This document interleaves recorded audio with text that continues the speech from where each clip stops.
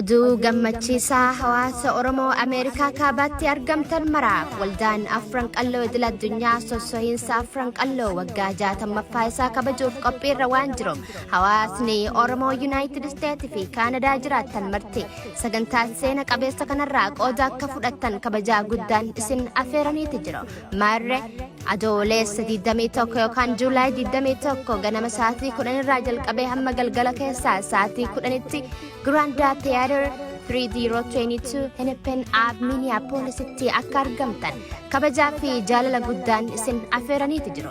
Sagantaa kanarratti keessummoonni kabajaa kanneen akka Profeesar Ismaa'il Abdullaahi, Dr. Muhammad Hassan, Obbo Jawaar Muhammad, Abdurrashiid Abdurrahman yookaan Abbaa Urji, Badrii Saphaloo, Pirezidaantii Osfaanaa Addee Maagii Ahmad Nuure, Dubree Faaxumaa Badhaasoo, Maastar Hassan Muhammad Ayimoo fi Jamaal Aliifaan irratti ni argamu.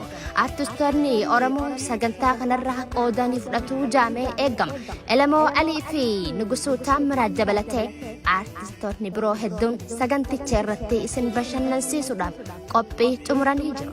Shaggooyyee naayit waliin dabarsinaa nurraa hin hafinaa isiniin jiru. Sosso'iinsi afaanii fi aadaa Oromoo kan bitooteessa 8 bara 1962 hawwisoo urjii bakkalchaatiin magaalaa Dirre Dhawaa keessatti dhawwaaquu jalqabe.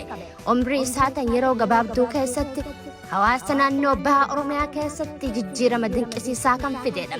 Marree waldaynni afran qalloo idil addunyaa gochaa eebbifamaa kana waggaa 60ffaa isaa adoolessa 21 bara 2022 magaalaa Minneapolis-tti guyyaa qophii barnoota seenaa soosoo kanaati.